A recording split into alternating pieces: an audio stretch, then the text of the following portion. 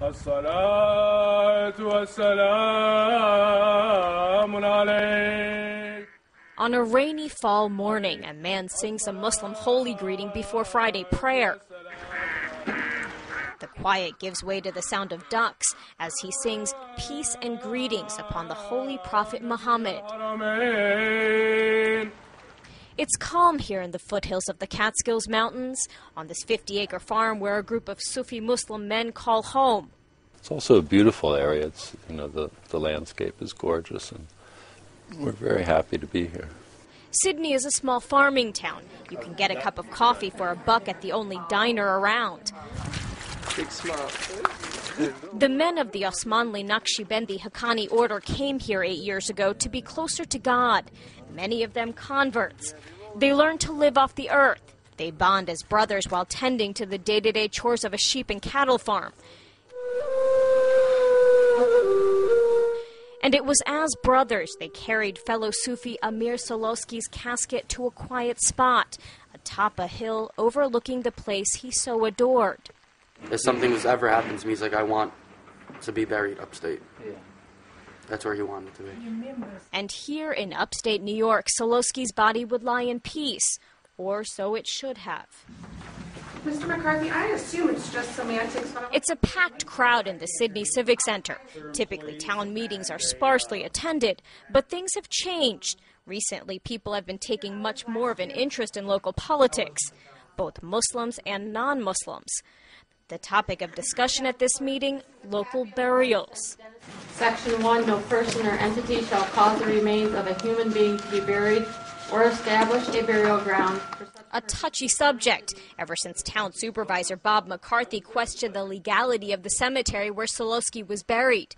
McCarthy even went as far as to suggest the remains may need to be dug up.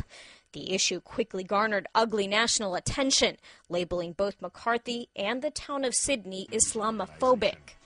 But our winner, Bob McCarthy, town supervisor of Sidney, New York, that's in Delaware County, and he has just set some sort of record for Islamophobia. Bob McCarthy, he's a no-nonsense golf-playing conservative who insists investigating the graves had nothing to do with targeting Muslims.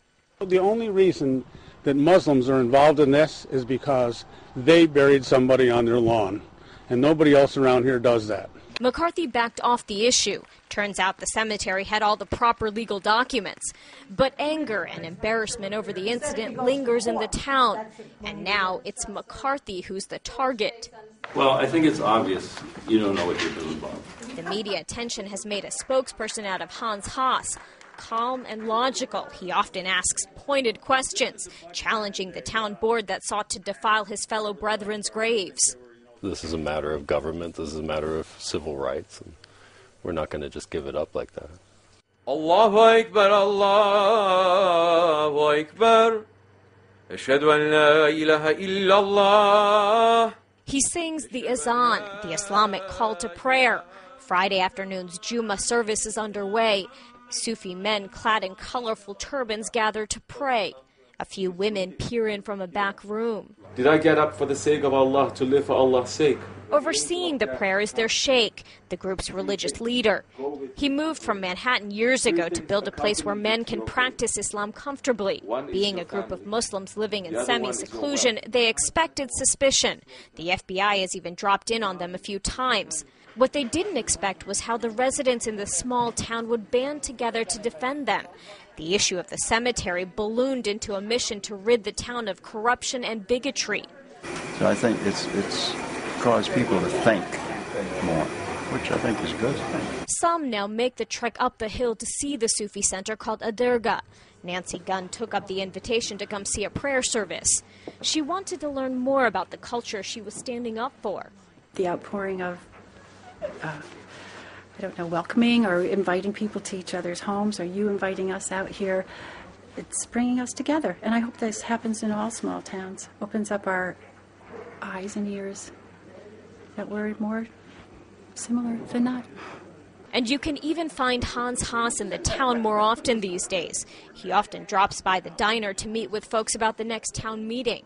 I feel more of a part of the community and not so looked at it as something weird or something separate or something, you know, either you're Muslim or you're American. I'm Muslim, I'm American, and Islam is a religion of America, and we're residents of Sydney like everyone else, and people are treating us that way now. Some say the wind of tolerance that's taken over this town is just temporary, that a year from now no one outside of Sydney will remember or care about what happened here. That may be true, but for this group of Muslims, they've already won the part of the burial war that really matters. In Sydney, New York, Bonnie Ghosh, The Associated Press.